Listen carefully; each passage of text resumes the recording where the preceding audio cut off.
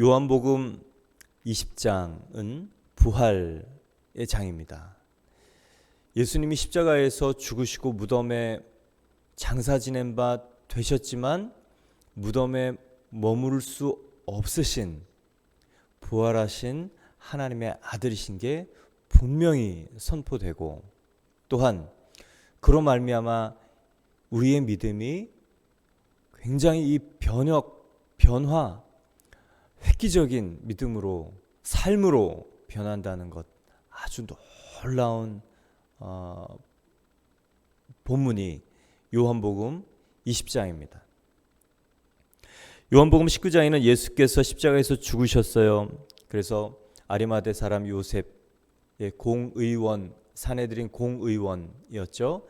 빌라도에게 그 시체를 이미 죽은 예수 장사 지낼 수 있게 허락해 달라. 그래서 빌라도가 확인하고 이미 죽었고, 그래서 내주었고, 또 아리마대 사람 요셉과 함께 니고데모라는 밤에 찾아온 그 관원이 정성스럽게 예수님을 장사 지냅니다. 침향과 모략 이 100리트라쯤 된다고 합니다. 1리트라,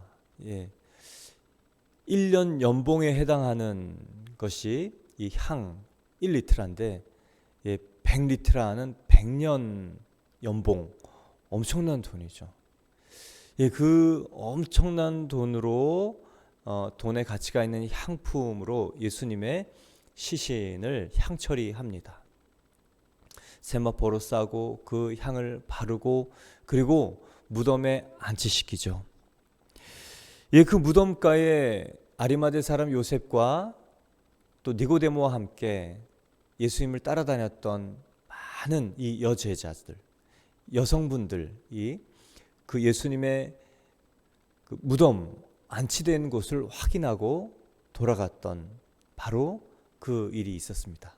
그리고 예수님이 죽으심, 그리고 이틀이 지나고 안식일이 지나고 3일째, 오늘 안식 후 첫날 일찍이 아직 어두울 때 막달라 마리아가 무덤에 와서 돌이 무덤에서 옮겨진 것을 보고, 부활의 첫 번째 목격자가 기록되어 있습니다. 막달라 마리아.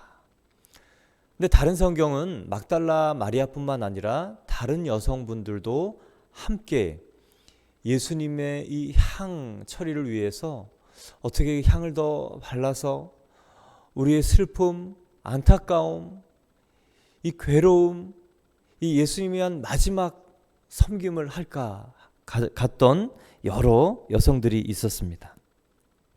마가복음 16장을 보면 안식일이 지남에 막달라 마리아와 야고보의 어머니 마리아와 또 살로메가 가서 예수께 바르기 위하여 향품을 사다 두었다가 안식 후 첫날 매우 일찍이 해 돋을 때 그 무덤으로 가서 서로 말하되 누가 우리를 위하여 무덤 문에서 돌을 굴려 주리요 하더니, 이 여인들 함께 갔지만 오늘 요한복음은 예수님의 첫 번째 목격자로 막달라 마리아만 기록하고 있습니다.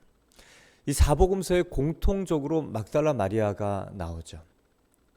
막달라 마리아가 어떤 여인인가 여러분 잘 알다시피 누가복음 8장에 보면 예수님의 사역, 그리고 예수님의 제자, 12제자뿐만 아니라 여제자들도 있고, 또 그분들 통해서 하나님 나라가 확장되어 가는 것을 기록하고 있습니다.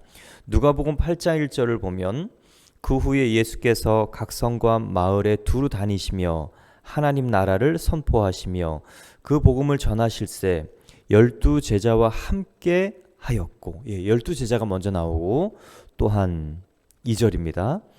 악귀를 쫓아내심과 병 고침을 받은 어떤 여자들 곧 7 귀신이 나간 자 막달라인이라 하는 마리아와 헤롯의 신하 구사의 아내 요한나와 수산나와 다른 여자가 함께하며 자기들의 소유로 그들을 섬기더라. 이 당시 랍비들은 여제자를 두지 않았습니다. 오로지 남성. 왜요? 여성은 인구 계수에도 들지 않았고, 여성으로서의 인권도 없었고 교육의 이 책임과 의무, 권리 없었습니다. 그래서 여성들이 랍비의 제자가 되는 경우가 없었습니다. 그러나 성경은 구약 때부터 이 여성이 지도자가 되고 이 드보라 같은 선지자, 여사사가 나오죠. 여성이 가끔씩 이 선지자로, 지도자로 또 중요한 이 사회적 역할을 하는 사람으로 나옵니다. 아무도 랍비의 여제자를 키우지 않던 시대에 예수님은 정말 하나님의 제자로, 예수 그리스도의 제자로, 하나님 나라의 일꾼으로 12제자뿐만 아니라 여성분들을 훈련시켰습니다. 그리고 사역을 함께 했습니다. 여러분, 함께 훈련시키고 사역할 사람으로 어떤 사람을 선발하고 싶습니까? 뭔가 이렇게 출중한, 그리고 배경이 좋은 그런 사람을 우리는 훈련시키고 싶어 합니다. 그런데 예수님 이 여성 제자들의 특징이 첫 번째로 나오는데, 또한 악귀를 쫓아내심과 병 고침을 받은 여자들.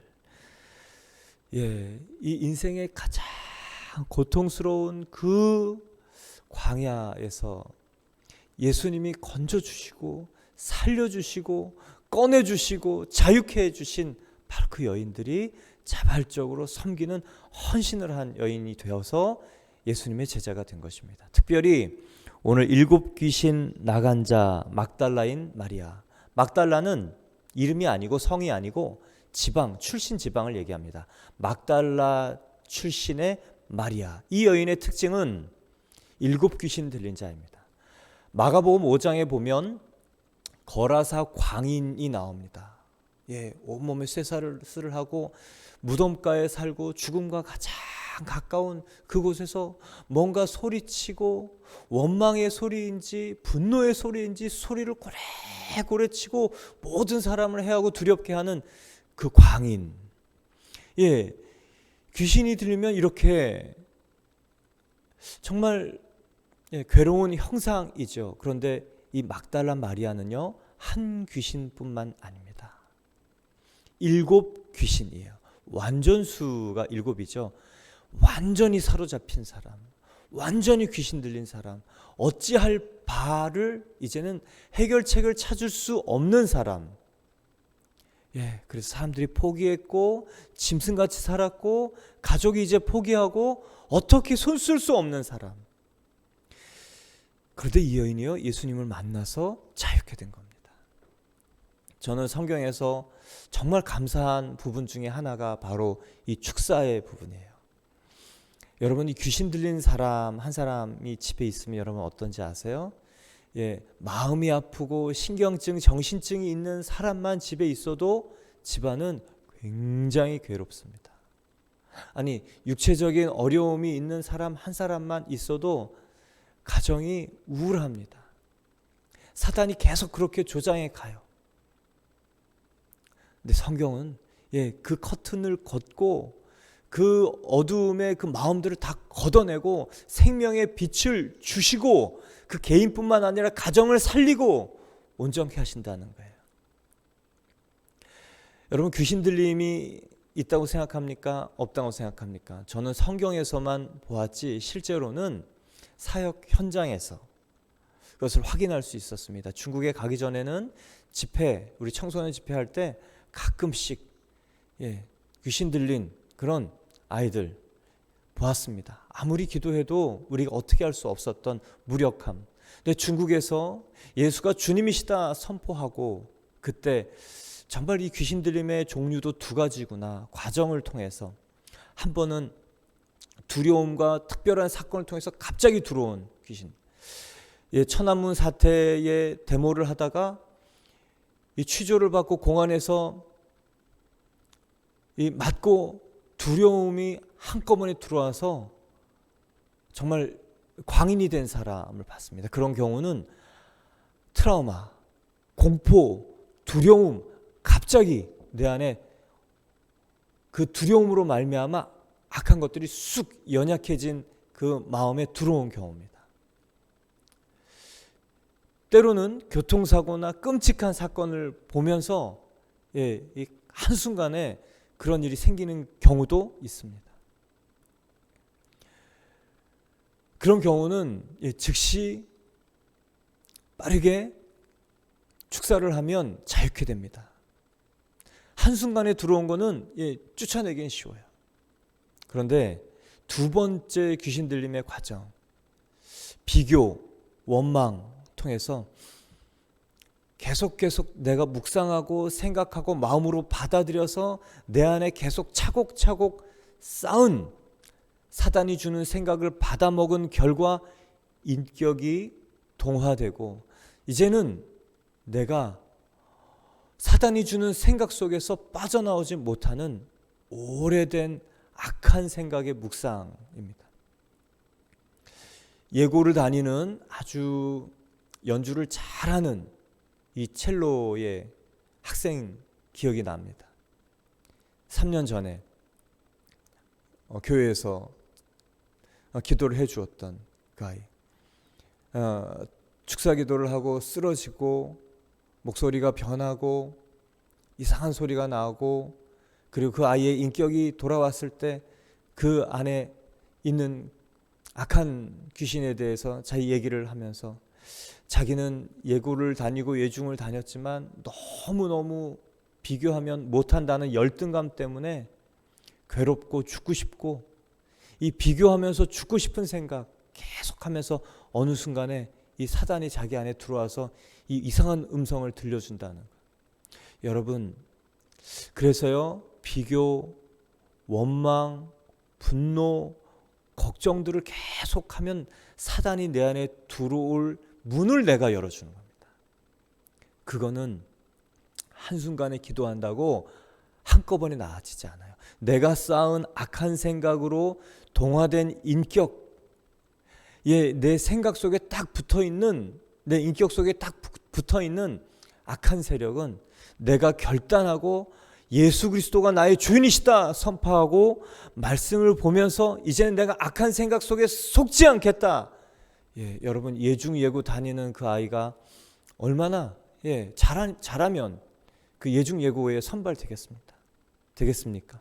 그런데 사단이 주는 이 거짓 생각, 너는 너무너무 쓸모가 없어, 이 열등감, 너처럼 이렇게 못하는 없어, 이 거짓을 받아들인 생각, 내가 버리겠다, 끊어버리겠다.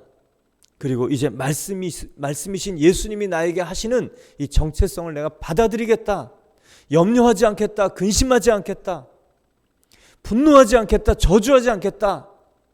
그리고 나에 대한 비교와 원망, 열등감에서 이제 그 생각을 끊어버리고 나오겠다.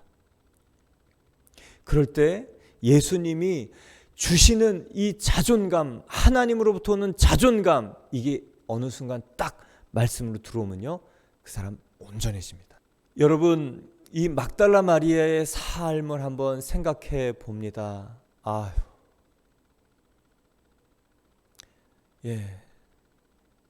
정말 여러분, 광인들 보시잖아요.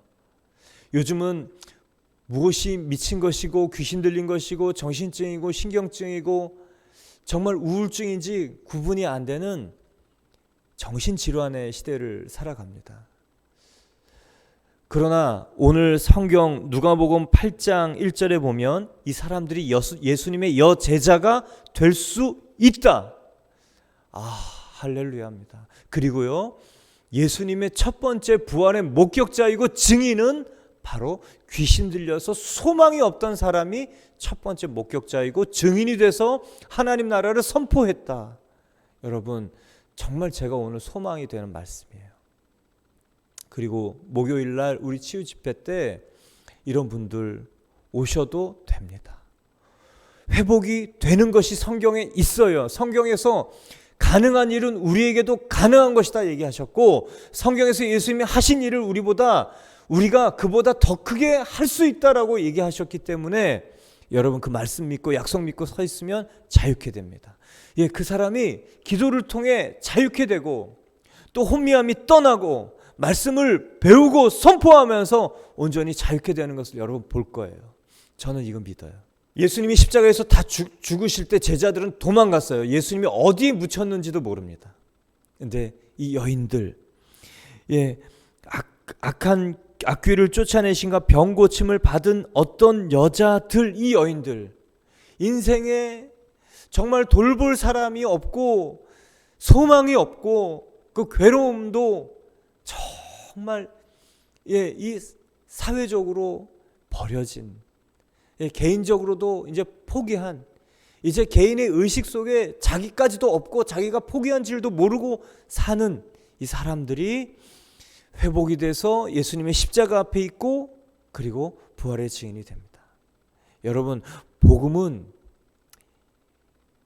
이성 논리가 아니에요. 능력입니다. 복음은 말로만 임하는 것이 아니고 큰 능력과 확신과 성령으로 임해서 어떠한 상황일지라도 변화시키는 생명의 은혜가 있는 것이 바로 복음입니다. 오늘 이 아침 다시 감사하게 선포되는 것은요, 하나님, 이 정신질환이 어떤 것이든, 그 마음의 우울이 어떤 것이든, 그 인생에 가장 붙들려 있는 저주가 무엇이든 예수 그리스도의 보혈로 깨끗하게 풀려나는 것을 보고 확인하고 제자가 되는 교회가 되게 해 주십시오. 할렐루야. 여러분, 오늘 이 기도하는 거예요. 오늘 이 기도만 해도 충분합니다. 볼 거예요.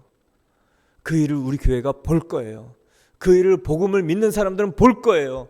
자기에게 붙들려 사는 사람들, 악한 귀신에게 붙들려 사는 사람들 자유케 되는 것을 볼 거예요. 이 여인이요, 오늘 예수님의 죽음, 부활의 목격자가, 첫 번째 목격자가 된 이유는 무엇입니까?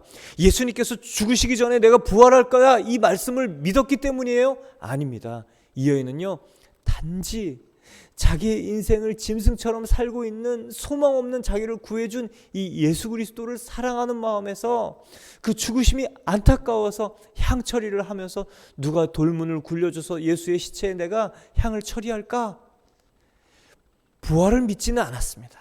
그런데 여러분, 많은 그리스도인들 그리고 믿지 않는 사람들이 어떻게 부활을 믿을 수 있을까? 어떻게 예수의 부활이 나의 부활이 될까? 묻기도 하고 찾기도 합니다. 한 가지 비결이 있어요. 이 여인에게서 예수 그리스도를 그 마음에 심히 깊이 놓고 사랑하는 마음이 있으면 부활 앞에 서게 되는 거예요.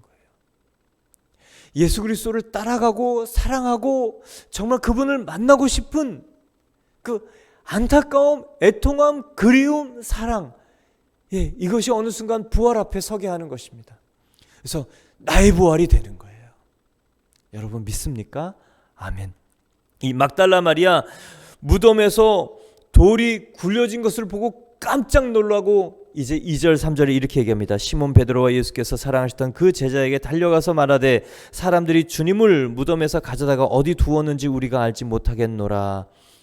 예수님이 어디 가셨는지 알지 못하겠노라가 아니에요. 이건 부활을 믿은 사람들의 멘트입니다. 그러나 이 여인의 멘트는 주님을 무덤에서 어디에 가져다가 어디에 두었는지 시체로 여기고 하는 멘트입니다.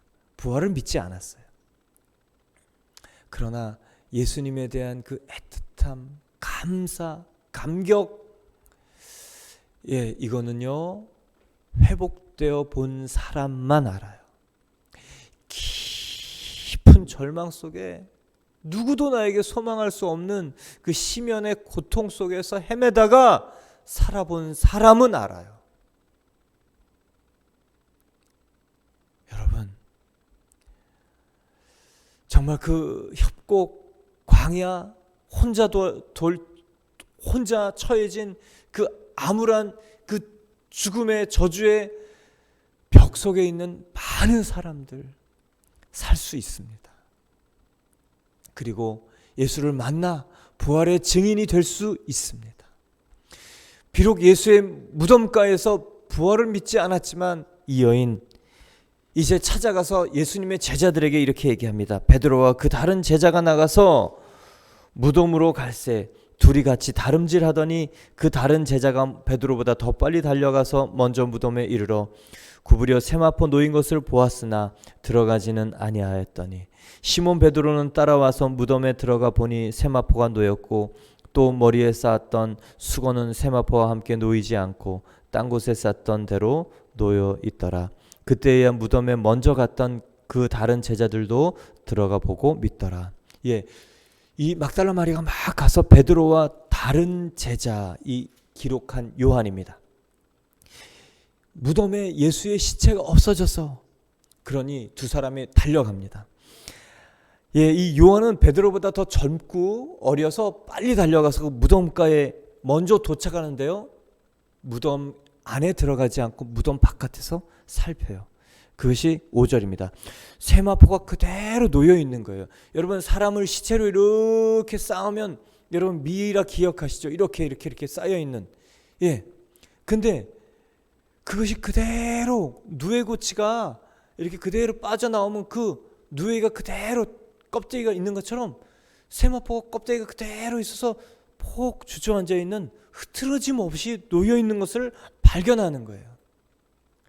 만약에 예수님이 부활하시지 않고 누군가 도적질해 갔다면 세마포를 가져갑니다. 왜요? 세마포에는 그 비싼 100년 된 연봉의 가치의 향이 묻어 있어요. 여러분 그 시체, 쓸데없는 시체를 가져가겠습니까? 아니면 100년 연봉의 가치 있는 이 세마포, 향 처리된 세마포를 가져가겠습니까? 그런데 이 세마포, 값비싼 세마포, 향이 처리된 세마포는 그대로 형태를 유지하고 바람만 빠진 상태에서 그대로 있는 거예요. 마치 그냥 그대로 빠져나간 것처럼. 그래서요, 예수님의 이 시체가 없어진 것이 도난이 아니고 부활인 거예요. 누가 훔쳐간 것이 아니고 예수님이 살아나신 거예요. 근데 이 제자 요한은 밖에서 바라보기만 합니다. 또한 7절에 보면 머리에 쌌던 수건은 세마포와 함께 놓여있지 않고 딴 곳에 쌌던 대로 놓여있더라. 예, 목까지는 다리에서 목까지는 세마포를 한 겹으로 쌉니다. 근데 목은 뭐를 받쳐놓기 때문에 예, 목만 따로 싸요. 근데 세마포가 이 시신 싼 세마포는 그대로 있고 정말 그것이 그대로 빠져나서 다른 장소에서 그것이 또 그대로 놓여 있는 거예요. 누군가 가져갔다면 그렇게 할 이유가 없죠. 근데 재밌는 것은요, 예수님의 부활의 증거가 이 세마포 뿐만 아니라 예수님의 부활을 대하는 사람들의 태도도 볼 수 있어요. 여러분, 예수님의 무덤까지는 두 제자가 열심히 달려갑니다. 십자가까지는 누구나 이해할 수 있는 거예요. 누구나 죽으니까. 근데 부활 앞에서 서성이는 제자를 발견하게 돼요. 여러분, 예, 부활은 이 땅의 일이 아닙니다. 부활은 죽었다가 살아나는 일은 우리에게는 있을 수 없는 일이라 부활을 믿기에는 예, 주춤거리는 사람들이 있을 수 있어요. 그래서 기다려주는 일이 필요합니다. 그냥 기다려주는 것이 아니고 부활이 역사적인 사실이고 객관적인 증거가 있는 것을 알려주면서 예, 부활이 얼마나 역사 속에 일어난 일인가 계속 알려주면요, 이 사람이 정말 부활이 역사 속에 근거한 사실이구나 깨닫는 것이 첫 번째예요. 로마의 역사가들이 기록한 사실이 부활이구나. 그런데 이 부활과 나와는 무슨 상관이 있는가? 이제 예수님의 부활이 나의 부활이 되는 그것은 기도가 필요합니다. 말씀을 붙들고 기도를 붙들고 부활이 사실인가를 정말 기도하면서 구할 때 어느 순간 그 중보의 영이, 그리고 어느 순간 성령이, 그리고 나의 갈급함이 부활이 사실이구나, 예수님의 부활이 사실이구나, 나를 살리시려고 예수님이 부활하셨구나, 나에게도 이 생명과 권세와 하나님의 자녀되는 은혜가 임했구나. 여러분, 이거 깨달아지면요 노임 받습니다. 자유케 됩니다. 이 예수 그리스도의 생명의 권세가 내 안에 쑥 들어오는 거고, 여러분, 이 생명력이 나를 살게 하는 거예요. 그러나 많은 사람들이 부활 앞에서 주섬주섬해요. 부활 앞에서 이 못못해요. 그래서 기도가 부활로, 성령으로 부활이 깨달아지는 거예요. 근데 우리는요, 그게 잘 믿어지지 않아서 돌아다닙니다. 배회해요. 근데 오늘 이 제자들처럼 무덤가 앞에서, 부활 앞에서 진지하게 서서 나의 부활이 되는 것, 예수님의 부활이 나의 부활이 되는 것, 찾고 증거를 찾고 사실인가? 그럼 어느 순간에 깨닫게 해주시는 성령의 역사가 있는 것입니다.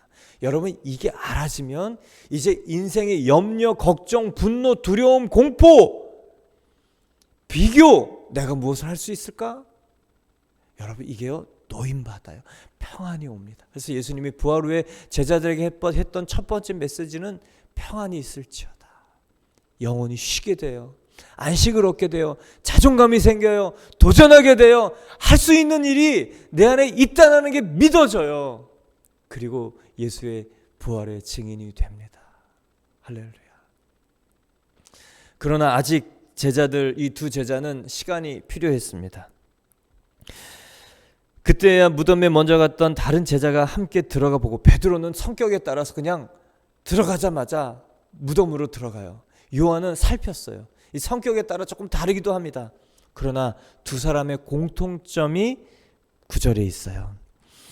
그때야 무덤에 먼저 갔던 그 다른 제자들도 들어가 보고 믿더라. 부활을 믿었다는 얘기가 아니고 예수의 시체가 없어졌다는 것을 믿었다. 팩트를 믿었다.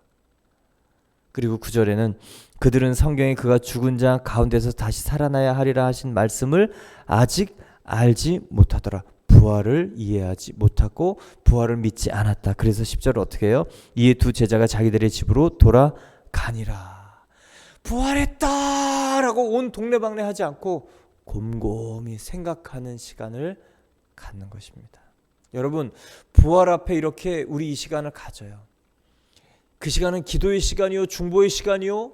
그러나 그 개인은 정말 예수 그리스도의 부활인가의 사실인가를 찾고 두드리고, 그리고 기도하는, 정말 하나님 앞에 서는 시간이 가져야 됩니다. 필요합니다. 그러면 어느 순간 예수께서 그 부활이 사실은 우리 영혼에게 알려주시는 거죠. 오늘 부활의 첫 번째 목격자, 그리고 두 번째, 세 번째 무덤가에 왔던 바로 이 제자들의 공통점은 무엇입니까? 예수님을 사랑한 사람들, 예수님의 말씀을 다 이해하지 못했지만 예수님께 정말 그 받은 사랑이 감사해서 정말 그 예수님을 따라다녔던 사람. 여러분, 사랑이 먼저냐, 헌신이 먼저냐, 비전이 먼저냐, 은혜가 먼저냐? 아니요, 한 덩어리예요. 여러분, 한 덩어리입니다. 나눠지지 않아요. 오늘 저와 여러분 가운데요, 예수님을 향한 깊은 사랑이 있고 감사가 있고, 또 그것이 이 십자가 앞에 서게 하고 무덤 앞에 서게 하고 부활을 정말 목격하고, 나의 부활, 예수의 부활, 은혜의 부활, 영혼의 부활, 현재의 부활, 이것이 깨달아지고 알아져서 정말 기독교가 하나님께서 우리에게 생명을 주신 종교인 것 깨달아 아는 귀한 부활의 증인 될 줄 믿습니다. 그리고 오늘 기도할 때요, 하나님, 목요일 날 주님, 이 정신질환의 이 시대를 살아가고 있는, 어려움들을 겪고 있는 가족 함께 와서 복음 말씀을 듣고 복음 말씀을 공부하면서 완전히 생명으로 거듭나는, 자유케 되는 일 있는 교회 되게 해주십시오. 그래서 예수님의 제자가 되고 하나님 나라를 위하여 일하는 일꾼들, 정말 그것이 가능하다는 것이 확인되게 해주십시오. 여러분, 우리 교회, 그런 교회 되기를 간절히 원합니다. 어디서도 해결이 안 되는 사람들이 완전히 제자가 되는 교회, 저와 여러분을 통해 그 일이 일어날 줄 믿습니다.